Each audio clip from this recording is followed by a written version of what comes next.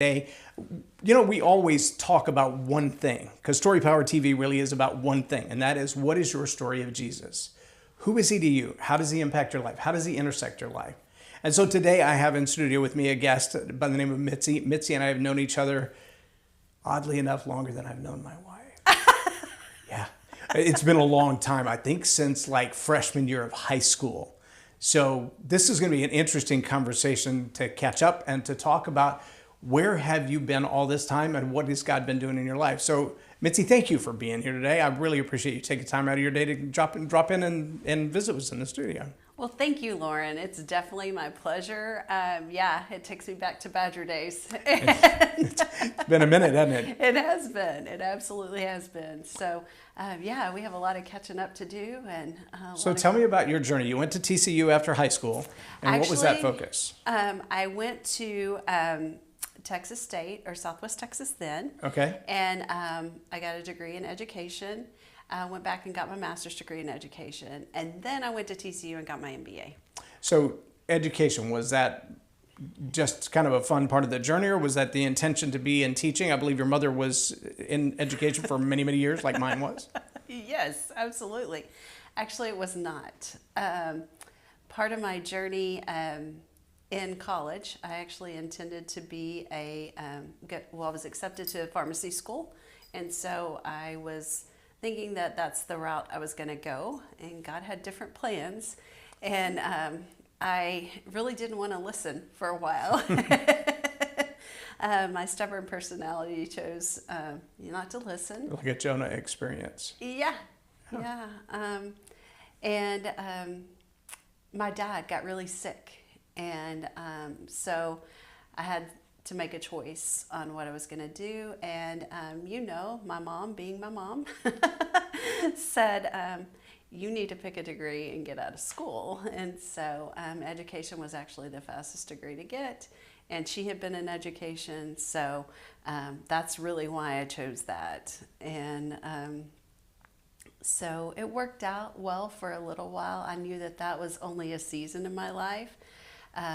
If you look at our website for spearheadbeyond.com, you'll see that there's kind of a long and winding journey that I've been on to get where I am today, and God is still working on me.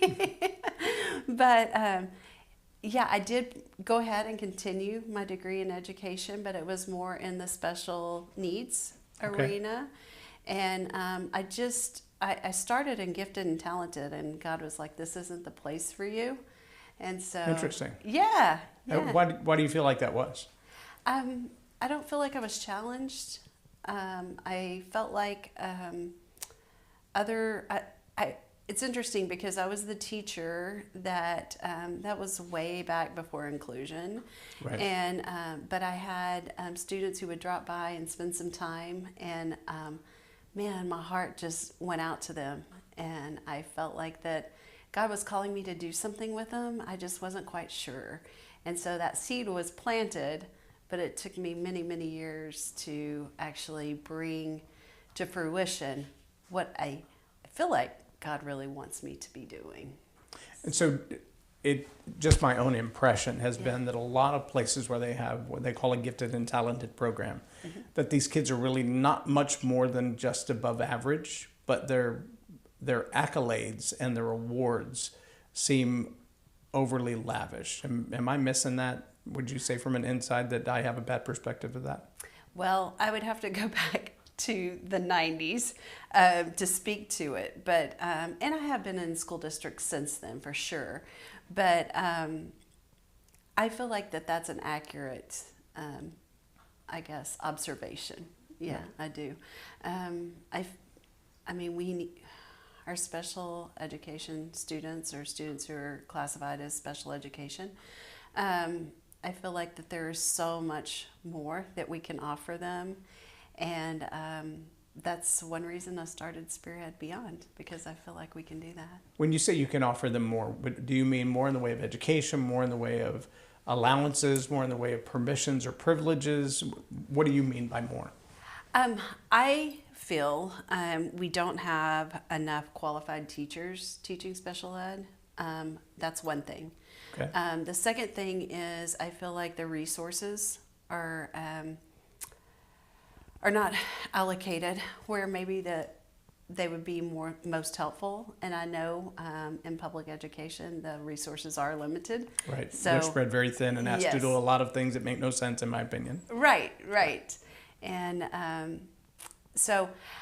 but I guess the main thing that I was thinking of when I made that statement is that our students who are transitioning from high school into adulthood, Right. they need a lot of help. And, you know, when we're in first grade, we have a pivotal, or now sooner, but students learn to read, right? And that's a pivotal skill that they'll use throughout their lives. And I feel that the students who are finishing their senior year in high school often graduate and sit on the sofa. And that breaks my heart. That is absolutely one of the things that I feel God is calling me to do something about. And I have seen it happen over and over and over again. And I feel that our rural schools really do suffer because a lot of the larger school districts are able to offer an 18 plus program. So the students can actually be in that until their 22nd birthday. Wow. And they get So is this like continuing education for high school, or is it more of an adult learning type of an environment? Well, different school districts do it different ways. And one of the things we help facilitate is finding them employment opportunities and providing job coaches so that they can be successful in a real meaningful work environment. And that's where my love is. I have a heart for these students because that 18 to 22, we need to get some occupational prep classes in there, Right. real life skills that, you know, may not have been taught, and hopefully they have been. And some school districts have fantastic special education programs, and they're teaching those prep courses, and they're doing a really good job.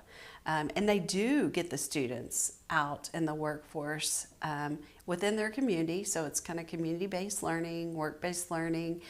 They get them out there and they're able to learn some skills while they're in high school. And then in the 18 plus program, they're able to continue on and learn some additional skills.